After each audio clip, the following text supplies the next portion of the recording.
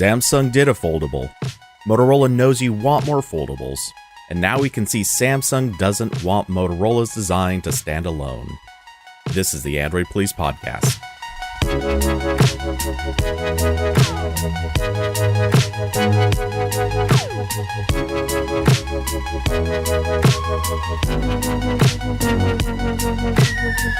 It is Wednesday the 29th of January. Welcome alongside Cody Toombs. I'm Jules Wong, and let's get right down to it. So, talking about foldables, let's talk about that Galaxy Z Flip that has been making the rumor rounds in the past couple of weeks. Is that clamshell folder that Samsung's doing to effectively compete with Motorola's Razr. We got some new pictures coming from Roland Quant from WinFuture, one of the many leakers in the circle of leakers around our part of the industry. And, well, it looks interesting. You've seen the Galaxy Fold, right? Well, that's pretty much following the design here with the Z Flip, the design language, as they say. Straight lines, short radius curves for the corners, and yeah, that's pretty much it. Lots of glass. Supposedly, this is going to be the first phone to feature that foldable glass solution that is being made a big deal of. And other than the specs that we already have known about, where you can probably just look them up on AndroidPolice.com. We have plenty of stories going on there. We also have this, our first look at the display itself. Max Weinbach of XDA, one of those leakers, said that there might be a crease point in there. And by the looks of what we have seen in this material, it's kind of there. I can sort of see it, which, I don't know, maybe a good thing, maybe a bad thing. These media renders don't really tell any sort of accurate story, that you could say. And I believe, Cody, you mentioned something about that display, that 1-inch external display, which is that supposed to be just like an LED, a single color LED that blends in? Or what's supposed to be the story on that? Okay, so if you're looking at the pictures we have on the website, a little ways down, there's a render of the back of the phone. It shows a space that's slightly off color, and it's about the size of the camera module, just slightly larger. It's right next to it, right? Yeah, basically. It's, well, on the opposing side of the phone, but yeah. And that's supposed to be a tiny little display for showing, theoretically, like notifications, I guess, so like a text message coming in or something like that. That way you don't have to physically open the phone to see if the message came in or if you got new notifications. It's not really clear yet what's going to appear on that display normally, but it's supposed to be always on, or at least it'll support always on. Who knows if it'll maybe turn off when you open up the phone or something like that. But point is, it will be a tiny external display, which is helpful. Sort of looks like the external LED display that my mom has on her old LG flip phone that she still uses. It's very cute. It blends in, and it's all nice and stuff. Kind of the contrast that we want to go through here with the Fold.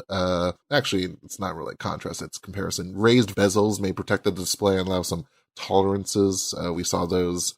I wouldn't suspect it to feel much different than the Galaxy Fold that I held, because it felt like a ingot when you held it in its folded position. I feel like that will be the same, but for the Z Flip, it's going to be for that extended folded out position that's going to feel like that ingot feeling. And I think the more important things there will be with the Razr. Specs-wise, it's going to be a massacre.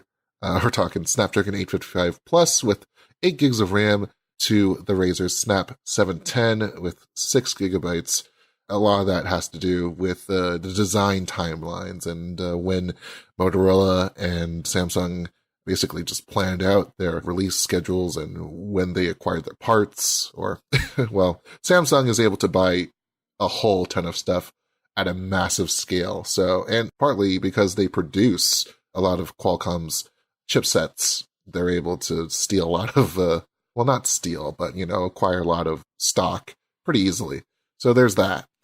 I'm going to jump in and throw a bit of a prediction on this. And we have no inside knowledge on this. I'm just kind of spitballing here. But my hunch is Motorola started development on the Razr with the hardware that's going to be in the Razr, and they never bothered to change it. So I think that was a beginning to end single development. I would bet much sooner that Samsung started development probably on an earlier chipset, and once they got the display worked out and a lot of the other details, then they upgraded the chipset to the 855 Plus. Perhaps. Just a hunch. You never know. Obviously, things like that are fairly fluid, but it would make sense and explain why they've got this device coming out with substantially better specs. And it's not necessarily plug and play here. You can't just put in, take out a 710 and put in an 855 Plus, because there are some parts redundancies and some advancements. It's a different class of chipset, so there are more features that could be taken out, put in, that stuff. To the price, because we've been hearing the talk that this is going to be the under $1,000 flagship foldable phone that people will use. It's going to be the thing that will revolutionize the form factor. Max Weinbach, XDA, says it's going to be an AT&T exclusive, $1,400. In which case, my argument at this point is, well, I mean, if the difference is going to be that small, here's the thing, is that Verizon has the exclusive on the Razr, and that pretty much limits the audience on either side of things in the US, because you either go to AT&T and get your Samsung Flippy, or you go to Verizon and get your Moto, and that's pretty much it. No soup for the rest of us. And I feel kind of stuck. But if we were to say all other things equal in terms of access, like if I could just buy it and use it on my carrier, $100, I would go for the more usable design. And I personally think that Razr design is more usable. So we've had this conversation before. I'm personally against the flip phone style, because to me, it's okay in some instances, but the moment you try to use it landscape, you're going to be facing just the most awkward design. It's not going to be very friendly to use in landscape. So to me, I still want to go with something more in the design of the Galaxy Fold. Yeah. So to me, both of these phones are bad designs. That's fair. I mean, in terms of the modern use cases and the more multimedia rich activities that we would like to do on our smartphones, that's fair. But I think for me, I'm a more conservative Spartan user. I'd be able to get by just well enough with watching videos on these things. It's a matter of holding it in your hand and flipping it, and then making sure it doesn't fall out of your hand easily. And I feel like the Razr design with its more ambitious curves, I'll say, as opposed to like those straight lines and short curves of this Z Flip, would be more familiar to me. And also, it's just, if it does fall, I would also be more comfortable with the resin, the exterior resin that the Razr has opted to use. More, I hate saying expendable in that sort of context, because it's a $1,500 phone, but yeah, I wouldn't want to use a glass exterior phone, flip phone, and have to like deal with the cracks and edges if I were to drop it on concrete or something like that. That would be not a good time. And to that point, it's really notable, WinFuture apparently has been able to confirm that this is made of, and I'm air quoting this, ultra thin glass. Yeah, we've been talking about that. Yeah, I'm not sure if that means that this is substantially thinner than glass already in phones or not, but either way, just hearing it said that way makes me think we're about to get back to seeing a lot of cracked displays. Yeah. And at least, well, not that there are going to be a lot of this particular phone going out there, but if any sort of damage comes to it, I have my suspicions this will not be very durable. Well, you go back to last week when we had Max Weinbach on the show, and he said that, I think he said it, otherwise it might be a tweet that I just happened to pass by, but that flexible glass is going to be made of 3 substrates, 2 plastic, and then the middle being glass, which, might be thicker or something like that. I don't know. But I wouldn't be surprised to see a scratch fest going on, much as some of the Motorola phones with that shatter shield plastic cover stuff. Yeah, that was fun. I forgot about that. Those Droid Max phones were pretty interesting. But in any case, I think we will have a lot to say about this when I was about to say unfold event. That Unpacked event is happening in San Francisco, February 11th. We're getting ever so closer, and supposedly this will go up for pre-orders on Valentine's Day. So, can't wait. That's exciting. Yeah. I assume somebody on the team will be reviewing it, and that ought to be interesting. I'm curious what the opinions will end up being. Speaking of opinions and how many people have them, right? Hey, look at that. Nice transition. So, if you enjoy reading Android Police, and wow, is this ever going to sound like an ad? And it kind of basically is. If you enjoy reading Android Police, but don't really enjoy the ads, then there's actually kind of an answer to this coming up, and it's called Scroll. It's actually live now. I shouldn't say coming up. But Scroll is one of those services that basically offers you a subscription fee to enjoy a bunch of different websites ad-free, or mostly ad-free, and we'll explain that in a second. Scroll just launched this week, and it supports over 300 sites currently, including Android Police, Vox Media sites, GO Media. I'm not actually familiar with that name. That's the former Gizmodo.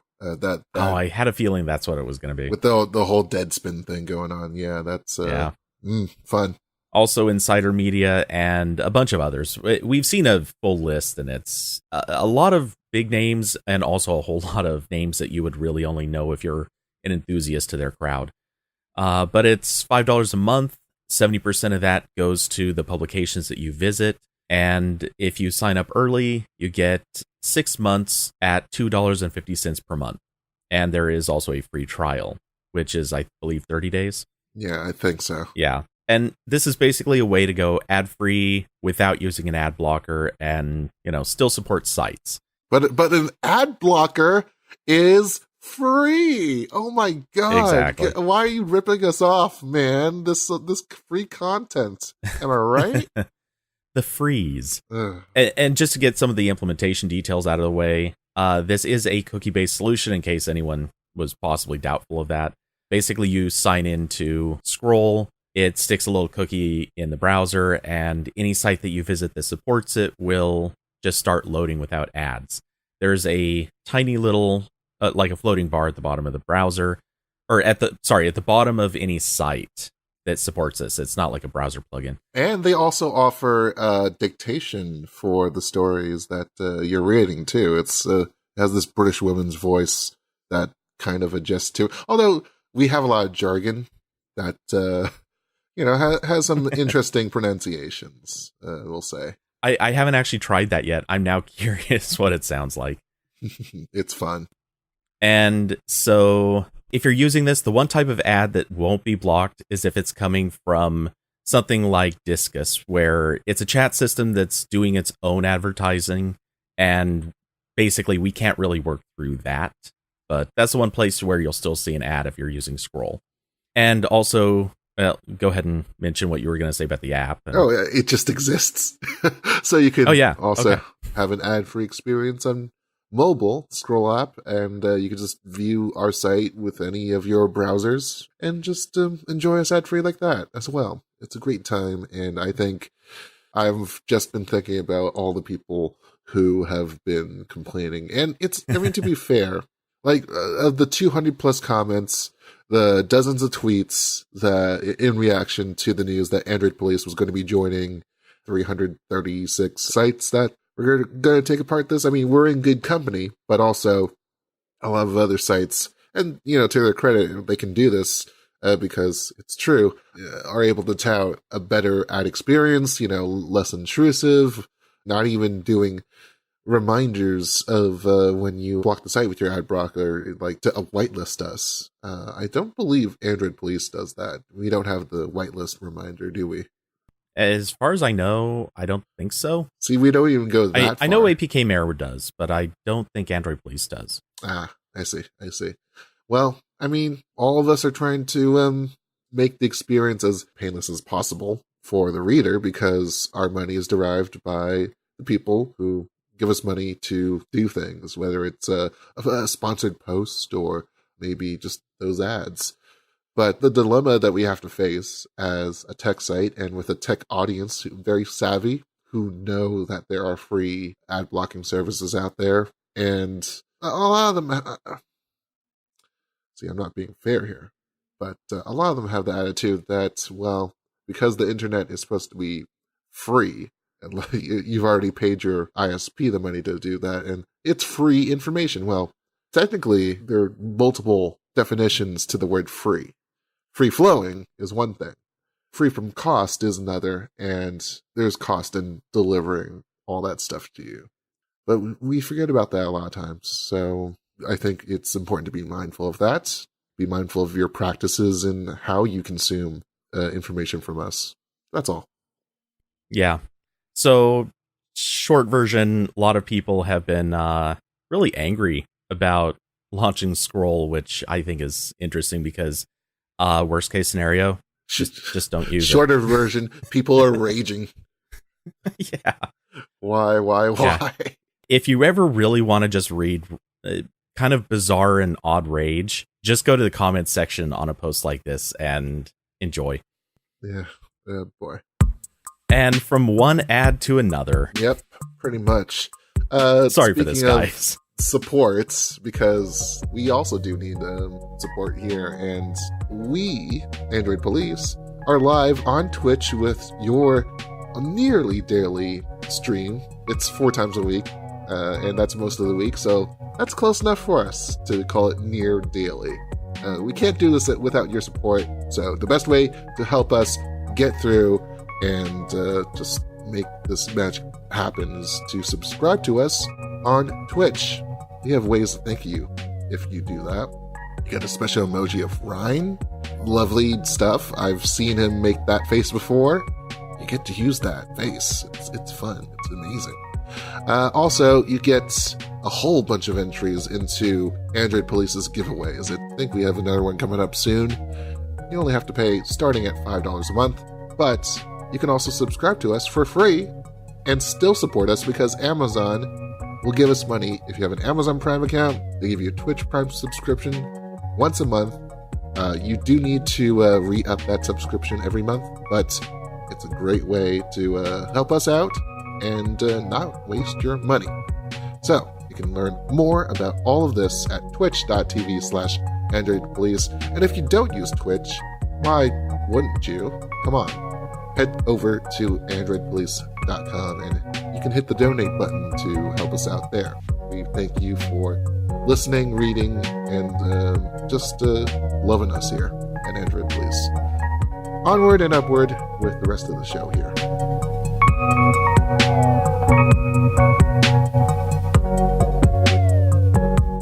Let's talk about Google and Microsoft and the budding romance that no, that was me. That was my side. I know. Yeah. I was just thinking, oh yeah, I should have muted mine. But those came from my phones, and I don't think that would have helped much. In any case, no, it never does. Yeah. So some Redditors have been looking into Chromium and the repositories that make up the open source part. Well, I guess you could say it is open source because Chrome OS is the proprietary bit. But Chromium is the basis of Chrome and a lot of other web browsers out there, especially on Android. Microsoft has been contributing quite a bit to that repository. One such instance involves a bug report, and this also included a discussion about a potential feature upstream where Microsoft Edge, which now runs Chromium, has been doing so for the last year or so.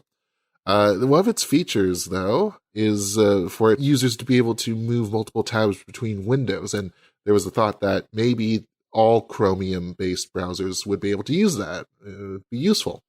And so there was a nice little discussion, and very courteous. I think the word please was used in there once or twice.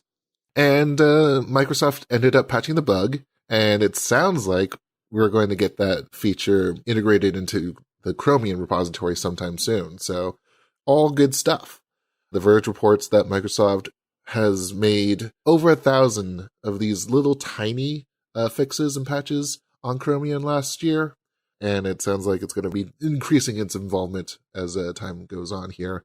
Microsoft and Google have had, you wouldn't say the most friendly of relationships in the past, but as more and more we see Microsoft develop cloud solutions and figuring out what it wants to do in terms of gaming and other things, and also increasing emphasis on hardware, its Surface lineup, my kind of hypothesis here is that we're seeing Microsoft becoming less of a consumer software company and leave that job over to third-party vendors. Maybe like a very high-profile partner like Google would be a great friend to have in the pocket. I would say. What do you think? Well, they certainly do still compete on a number of things, like obviously Office 360 versus Google Docs, things like that. So I think they're probably never going to be like fully straight up non-competing companies. But yeah, there's obviously more and more where the two can kind of collaborate and work together. And to be fair, almost all companies kind of have relationships like that in some way.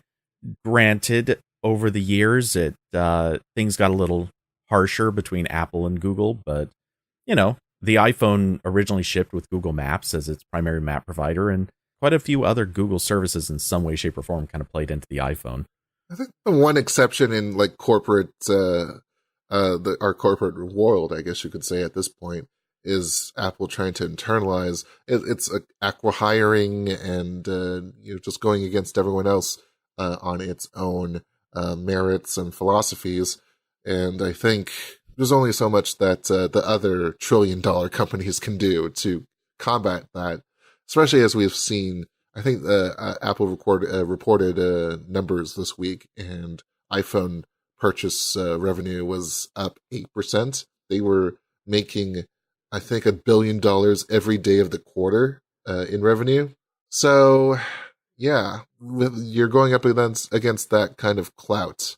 It's going to be tough, and I think more alliances, sort of at least, parry Apple's attempts is going to be necessary. Yeah. So, circling back to the topic of Chrome itself, honestly, I got to say, there was a lot of debate on whether or not Microsoft was going to become much of a contributing partner, whether or not they might become too much of a contributing partner. Obviously, Microsoft in the past has had a bit of a iffy history when it comes to getting involved in other companies' technologies. Just ask anyone who developed Microsoft's version of Java and see what their thoughts on that were. But yeah, so far this is looking like a pretty good thing. It's neat that they're trading some stuff up and contributing back to Chrome. And the history of web browsers kind of working together, or rather the development teams working together on web browsers, has been really good. So famously, the Google Chrome team worked a lot with the WebKit team from Apple when they were sharing the same browser source. And when they took over, or not, I shouldn't say took over, but when they splintered off, a lot of that work that was happening with Google Chrome still made its way back into WebKit. So these teams do actually typically try to work together a lot, which is fantastic. So I think Chrome is generally benefiting from this a lot. Now, that being said, I will interject the one moment that I guarantee if Corbin were here, he would want to kick in.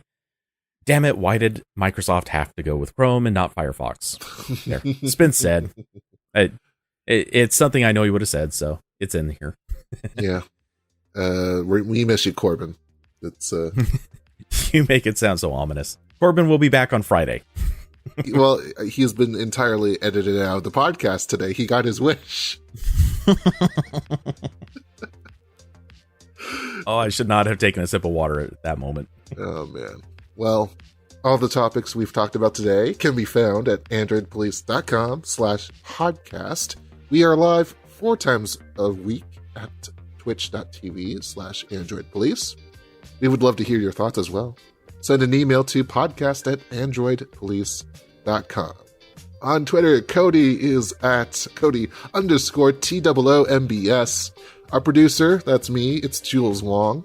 He's at Point Jules. And our theme music is by Ohm.